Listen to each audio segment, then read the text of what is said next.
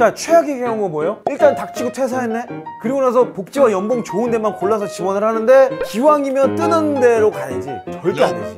무경력이 뭐예요? 이거는 공백기를 만드는 기관으로서만 활용되고 있는 거예요. 반갑습니다. 이직계 일타 강사 최상한 영입니다. 오늘은 직급별 이직 시리즈 첫 번째로 사원의 이직에 대해서 알아보도록 하겠습니다. 저희가 최근에 여러 가지 자료들을 조사해 봤는데요. 22년에 진행한 자료에 따르면 신입사원의 56.8%가 3년 내 이직할 것이다 라고 답했다고 합니다. 뭐 제가 보기에 이거 다 굴한 것 같아. 56.8%도 말이 안 돼. 뭐 99%지 무슨 56.8%야. 무슨 3년 내야. 3개월도 아니고. 이거 조사가 영 잘못됐어. 자, 어찌됐건 간에 사원의 이직이 갖고 있는 특징들이 있어요. 이 특징을 알아보고 그 특징에 맞는 전략을 구사해야 여러분들이 이직하고자 하는 올바른 목적을 달성할 수 있게 되겠죠. 자, 그 내용을 한번 알아보도록 하겠습니다. 자, 사원의 이직은 뭔가요? 사원의 이직은요, 사실은 중고 신입으로 다시 지원을 하겠다는 말이에요. 그러잖아. 사원은 경력으로 인정을 안 해요. 왜냐면 경력을 인정하는 기준 자체가 뭐 회사마다 다를 수는 있어요. 하지만 일반적으로 인재시장에서 보편적으로 하는 얘기는 만 3년 이상입니다. 그래서 여러분들이 채용 공고문들을 잘 보시면요, 경력을 3년 차 이상 이렇게 걸러내는 데를 많이 보실 수 있을 거예요. 자, 그래서 사원의 이직이다 그러면 일반적으로는 중고 신입으로 가는 것이지 경력 이직이 아니다, 그냥 신입 지원을 하는 것이다, 이렇게 이해를 하시면 됩니다. 그래서 사원의 이직의 핵심 포인트를 세 가지 좀 꼽으면요, 기간은 어떻게 될까요? 얼마 안에 이직을 해야 돼? 3년 이내. 자, 내가 지금 딱 입사를 했는데 야, 이거 진짜 아닌 것 같아. 야, 이 직무 아닌 것 같아. 이 사람 진짜 나랑 안 맞아. 와, 진짜 이게 아니다 라고 한다면 제가 추천드리기는 2년 이내 무조건 퇴사하셔야 됩니다. 거기에서 뭐 얼레벌레 해가지고 3년 4년 넘어가잖아요. 그럼 그때부터는 경력으로 가셔야 돼요. 신입으로 잘 안 받아줍니다. 여러분들이 부담스러워. 여러분 나름의 그 꼰스러움이 이미 스며들었다고. 기업들이 그걸 눈치 까기 때문에 가급적이면 좀 푸릇푸릇하지만 맑게 알아먹는 사람 뽑고 싶어서 중고 신입을 우대하게 되는 거예요. 기간은 3년 이내에 이직을 하셔야만 한다는 게 가장 중요한 포인트고요. 두 번째는 연봉에 대한 개념입니다. 이직을 한다는 말은 뭐예요? 연봉이 상승되는 거죠? 그게 아니에요. 사원의 이직은 연봉 상승이 아니라 새로운 트랙을 타는 겁니다. 내가 지원하는 회사가 가지고 있는 연봉 체계가 있어요. 그 체계로 그냥 들어가는 거예요. 어떤 사람들은 스타트업이나 중소기업에 있다가 대기업으로 갈 수도 있는 거고, 또 대기업에 있다가 다녀보니까 나랑 이거 안 맞네, 스타트업으로 올 수도 있는 거고, 그 회사만의 트랙이 있고 그 트랙으로 새롭게 들어간다, 이렇게 이해하셔야지, 내가 대기업에 다녀보니까 너무 꼰스러워, 여기 너무 재미도 없어, 근데 내가 스타트업으로 지원하니까 내 이전 연봉 챙겨줘, 이건 말이 안 되는 거야. 새로운 개념으로 들어간다, 이렇게 이해를 하시면 좋고요. 자, 면접이 또 차이가 있습니다. 신입이긴 하지만 경력이 그래도 조금이라도 있는 사람이기 때문에 면접에서의 대화 희망사항은 뭐냐면 경력 같은 면접을 원해요. 자, 신입 같은 면접, 경력 같은 면접 차이가 뭘까요? 경력 같은 면접은 철저하게 성과로만 이야기를 원한다는 겁니다. 어찌됐건 경력이 있잖아. 어찌됐건 1년이 됐건 6개월이 됐건 경력이 있잖아요. 그러면 그 회사에서 어떤 성과를 했냐? 거기서 어디까지 해봤냐? 이런 질문들이 주류를 이룬다는 거예요. 우리가 대학만 그냥 졸업하고 생신입으로 지원할 때는 나름의 여러 가지 이 쿠셔너들이 있어요. 그래서 아이스 브레이킹도 해주고, 뭐 과정에서 잘 못 알아듣는 것 같으면 질문도 다시 해주고 뭐 이런 게 있어. 근데 중고 신입이라고 한다면 적어도 말기 정도는 잘 알아듣고 질문의 요지 정도는 파악하길 원하는 게 어떻게 보면 인지상정이죠. 근데 성과까지 내기에는 조금 근무기간이 짧았어. 성과까지는 잘 모르겠어. 그럼 뭘 물어보냐? 유사 경험이 얼마나 있는가를 물어봅니다. 적어도 회사를 다녀봤던 거니까 우리 회사 오면 바로 일할 수 있을까? 이 사람이 직장생활 다 해봤는데 생신입보단 낫겠지? 이런 기대감을 가지고 면접을 임한다는 거예요. 여러분들은 이 심리를 정확하게 간파한 상태에서 면접에 들어가야 됩니다. 나는 신입으로 지원했으니까 생신입보단 낫겠지? 이거 아니에요. 사실 여러분의 경쟁 상대는 경력직입니다. 짧지만 경력이 있고 신입보다는 낫고, 뭐 여기 어딘가에 포지셔닝을 하는 것이 가장 좋다. 자, 그런데 이 사원 이직할 때, 중고 신입으로 이직할 때 주의할 점이 몇 가지 있습니다. 제일 주의해야 될 게 뭐냐면 일단 퇴사부터 지르는 경우예요. 일단 닥치고 퇴사야. 그 뭐 SNL의 MG 오피스 막 이런 거 보면은 뭐 3시간 컷, 뭐 3일 컷 뭐 이런 얘기 나오잖아요. 그게 뭐 조금 이렇게 과장된 것도 물론 사실이지만 기성세대, 면접관들의 눈에서는 여러분들이 그렇게 보일 수 있어요. 일단 퇴사부터 지른다? 기간이 너무 짧다? 심지어 이게 반복됐다? 이거는 그냥 믿거야, 믿고. 기성세대 입장에서는 볼 것도 없어. 그냥 무조건 떨어뜨리고, 뭐 이 사람이 뭐 엄청난 성과를 낼 거 뭐가 다 필요 없고 로열티 문제가 있다라고 보기 때문에 일단 퇴사부터 지르는 것은 주의하시는 게 좋습니다. 이직의 핵심은 병렬 준비를 하셔야 돼요.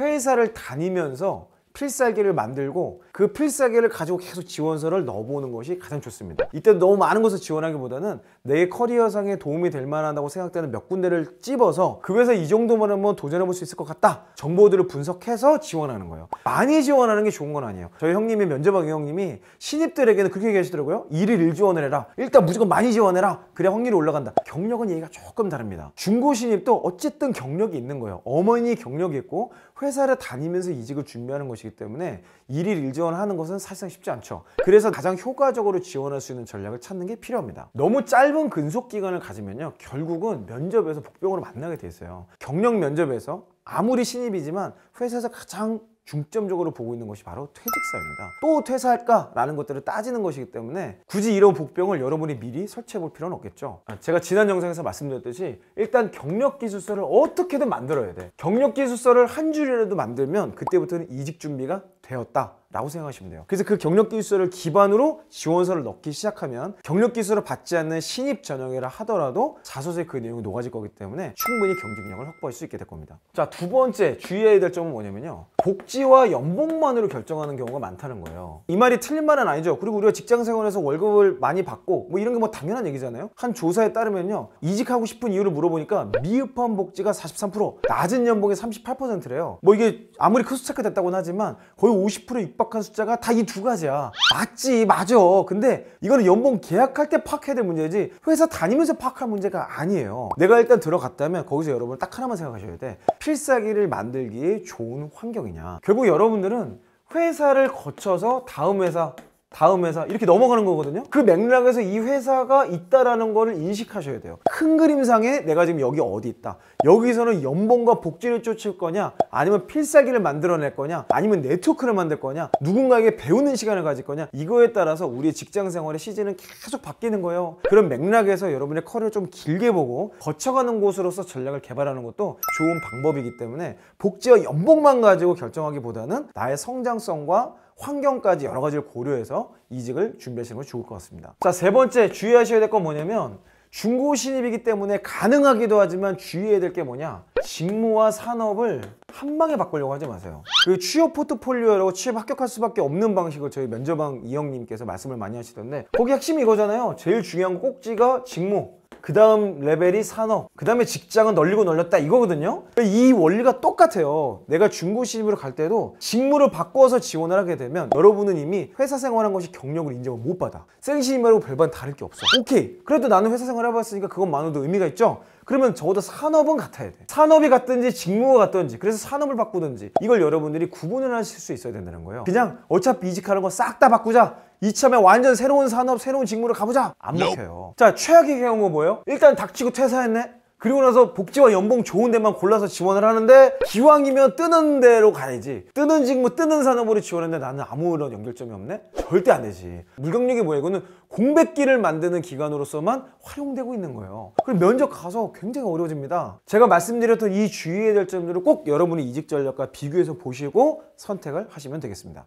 자, 그러면 중고 신입 또는 사원의 이직에서 면접 준비 방법이 있죠. 야, 이거는 진짜 하면 좋다, 이거를 강조해라 라는 강조 포인트가 몇 가지 있습니다. 제가 면접왕 이형은 아니지만은 그래도 면접 때 저도 많이 봤어요, 나름. 그래서 면접 때 이런 것들을 강조하면 좋다. 이건 비단 면접뿐만이 아니죠. 경력기술서를 작성하거나 자소를 작성할 때도 이런 것들을 강조하시면 좋습니다. 첫 번째는 유사 경험의 다양성이에요. 이게 많을수록 좋아요. 내가 여러 가지 경험을 해봤어. 이 경험을 통해서 직무 역량에 대한 이해가 생겼어. 그러니까 니네 회사 가서 난 잘할 수 있을 거야 라고 논리 구조를 만드는 거죠. 이거는 직무 역량에 대한 이야기예요. 물론 직무 역량에 대한 설명은 가장 좋은 게 성과입니다. 성과가 가장 확실하고 뭐 누구도 거기에 대해 태클을 안 걸어. 하지만 성과가 없는 경우가 많거든. 사원이라는 것 자체가 주로 오더받은 일을 하고 내가 바꿀 수 있는 게 별로 없잖아요. 그런 맥락에서는 유사 경험의 다양성, 여러 가지 경험들을 해봤습니다, 이것 자체도 나쁘지 않습니다. 자, 두 번째로 업무에서 발견한 의미를 찾아야 돼. 의미. 아, 나한테 허드렛 일을 시켰는데 이 허드렛 일이 이렇게 중요하더라. 야, 이거를 해보니까 이거는 진짜 놓쳐선 절대 안 되더라. 일에 있어서의 의미를 찾는 것을 우리는 인사이트라고 합니다.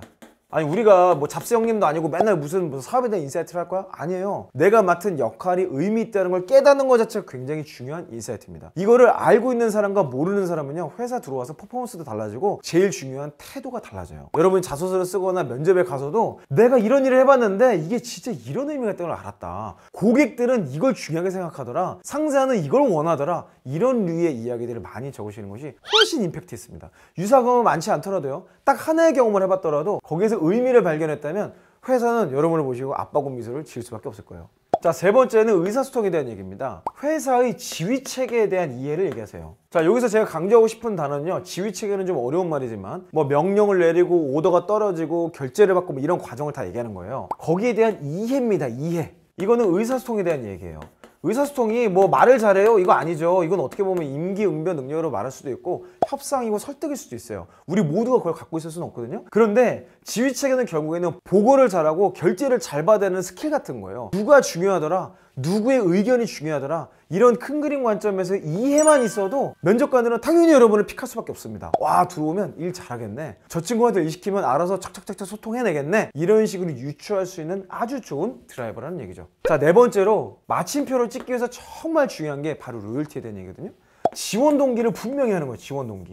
자, 근데 지원 동기에서 여러분들이 뉘앙스로 풍겨야 될 건 뭐냐면, 내가 직장생활 좀 해봤는데 여러 회사를 조사해봤더니 니네 회사가 진짜 나랑 딱 맞더라 라고 근거를 가지고 제시하는 거예요. 사실 이 지원 동기만 정확히 전달돼도 여러분 일단 기본적인 유사 경험 있잖아요. 거기서 의미만 어느 정도 찾아주면 로열티 가지고 그냥 비벼볼 수 있어요. 왜냐면 그런 사람 자체가 지금 너무 없어. 여러분 이 포인트 중에 두세 가지만 강조해도 면접에서 슈퍼루키가 될 수 있을 겁니다. 네, 오늘은 사원 레벨의 이직에 대해서 알아봤습니다. 제가 앞으로 직급별로 이 레벨에서는 이렇게 이직을 준비하셔야 돼요, 이런 거 주의하세요, 이런 것들을 계속 말씀드릴 건데, 여러분의 레벨과 함께 어떤 것이 궁금한지 아래 댓글에 자세하게 남겨주세요. 그 내용을 잘 정리해서 또 직급별 이직 시리즈로 가도록 하겠습니다. 네, 그럼 저는 여러분의 성공적인 이직을 기원하며 다음 영상에서 뵙도록 하겠습니다. 이상 이영이었습니다.